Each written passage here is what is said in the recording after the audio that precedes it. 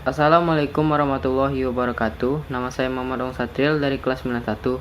Saya akan membawakan cerpen karya saya sendiri yang berjudul Si Raju yang Malas. Langsung saja kita masuk ke alur ceritanya. Di suatu desa yang bernama Desa Selamat, ada seorang pemuda yang sama sekali tidak pernah datang ketika ada kegiatan gotong royong. Pemuda ini bernama Raju.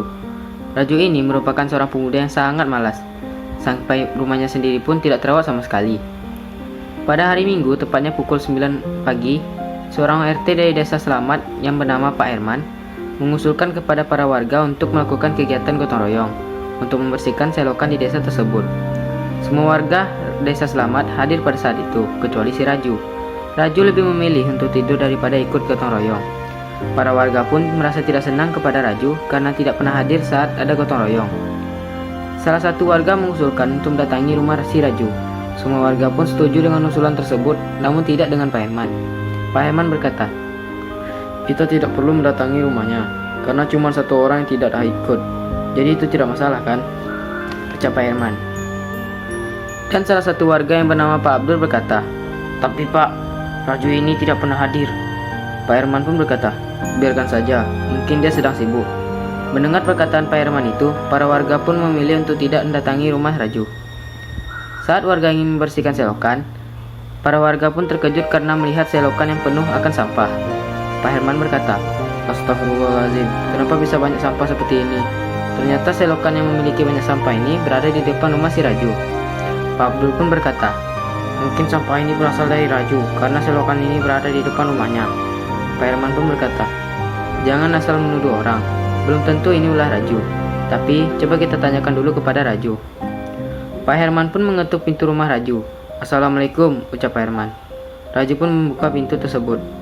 "Waalaikumsalam, ada perlu apa ya Pak?" ucap Raju. "Ada beberapa hal yang ingin saya tanyakan kepada kamu," ucap Pak Herman. Pak Herman pun terkejut melihat kondisi rumah Raju yang sangat kotor dan berantakan. "Kenapa rumah kamu seperti ini?" ucap Pak Herman. Lalu Raju berkata, "Maaf Pak, saya malas untuk membersihkan rumah." "Astagfirullah Raju," ucap Pak Herman. Lalu Pak Herman berkata, "Saya langsung ke intinya saja ya. Saya ingin menanyakan, apakah kamu yang membuang sampah ke depan?" Iya Pak, saya," ucap Raju. "Kenapa kamu membuangnya ke selokan?" ucap Pak Herman. Raju pun berkata, "Maaf Pak, saya bingung mau buang sampahnya di mana." Pak Herman pun berkata, "Tidak harus di selokan. Kenapa kamu tidak membuangnya ke tong sampah?" Tong sampah saya rusak Pak." Raju, rata-rata sampah yang kamu buang ke selokan itu adalah sampah organik. Kenapa kamu tidak menanamnya saja ke tanah?" ucap Pak Herman. Raju pun berkata, "Saya tidak berpikir sampai ke situ Pak. Maaf ya Pak." "Oke, saya maafkan kamu. Tapi jangan diulangi lagi. Dan satu hal lagi, kenapa kamu tidak pernah ikut gotong royong?" ucap Pak Herman. Raju pun berkata, Saya malas Pak." "Astagfirullah Raju, gak boleh gitu.